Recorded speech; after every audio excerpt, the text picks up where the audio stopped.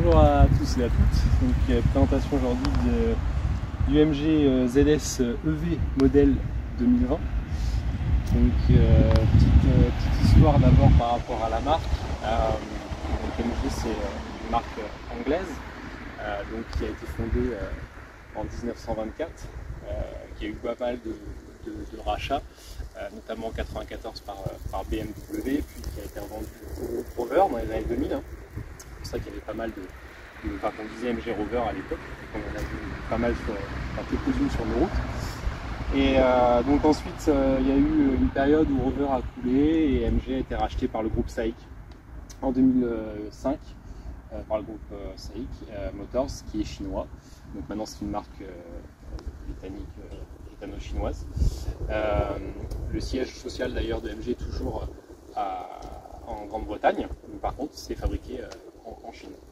Donc là c'est le modèle 2020, parce qu'aujourd'hui il y a le modèle 2022 bien sûr qui est sorti, qui a été restylé avant, à l'arrière, etc. Donc là on est sur un modèle Luxury, puisqu'il y a deux finitions en général sur les MG, donc qui est la Comfort et la Luxury. Donc ça c'est le modèle Luxury, donc qui est à 29 990 € quand je l'ai acheté à ce moment-là, donc avec une batterie de 44,5 kWh.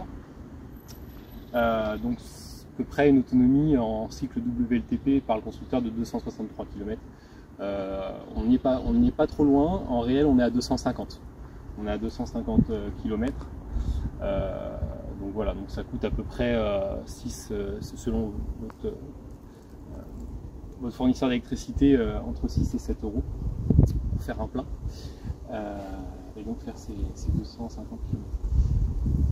Donc, je disais, c'est une voiture qui est à 29 900 € quand elle est sortie. Il y avait le bonus écologique de 7 000 € à l'époque, qui est maintenant de 6 000 €. Moi, j'ai eu la remise commerciale de chez MG de 2 000 €. Donc, en fait, ça m'a fait une voiture neuve à 21 900 €. Donc, la carte grise coûte que 11 € d'ailleurs aussi sur ce type de modèle électrique. Donc, ça, c'est l'avantage de l'électrique également de ce point de vue-là. On a 143 chevaux. On a 143 chevaux, on a 353 Nm de couple, donc ça envoie pas mal. Alors bien sûr l'autonomie change en fonction du mode éco, du mode normal ou du mode sport, parce qu'il y a plusieurs modes de réglables. Également la récupération qui est réglable, parce que la voiture va freiner toute seule quasiment à l'arrêt, elle ne va pas jusqu'à l'arrêt, elle a un petit mode rampage, mais voilà, c'est plutôt pas mal. On a un 0 à 100 en 10 secondes. Voilà, donc c'est sur cette version Luxury, donc on a des jantes en 17 pouces, voilà, des jantes alliage.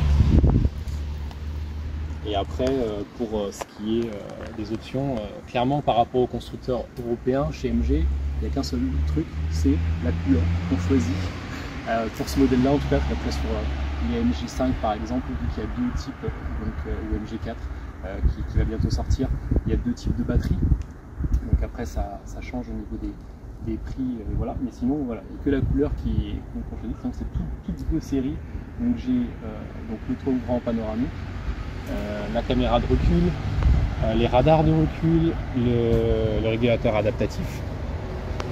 Donc c'est la CC, c'est le même système que chez Volkswagen, parce que MG en fait en Chine, ça appartient au groupe SAIC, donc SAIC en Chine a 50% du groupe Volkswagen là-bas.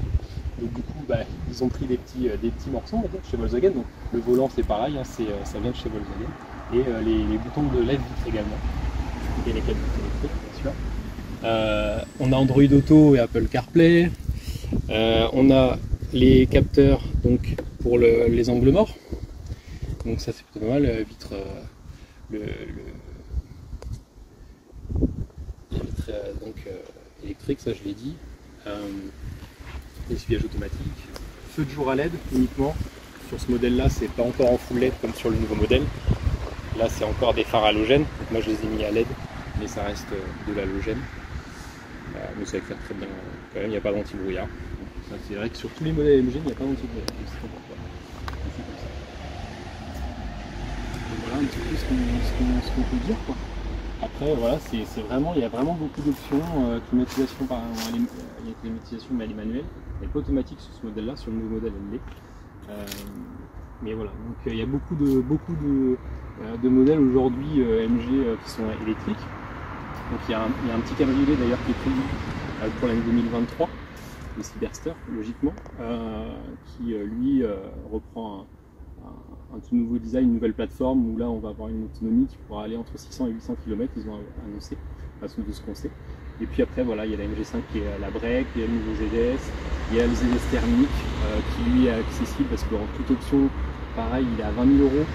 Donc vraiment un gros concurrent du Dacia Duster, et qui est mieux fini, notamment vous avez des cuir, etc. C'est chauffant. Voilà, il y a pas mal de choses. Carte, bah voilà, pareil, le verrouillage qui se fait avec le petit bouton ici, le start and stop, le bouton start stop, le démarrage chanté. Enfin voilà, c'est vraiment très complet comme marque. Donc il y en a vraiment pour tous les goûts.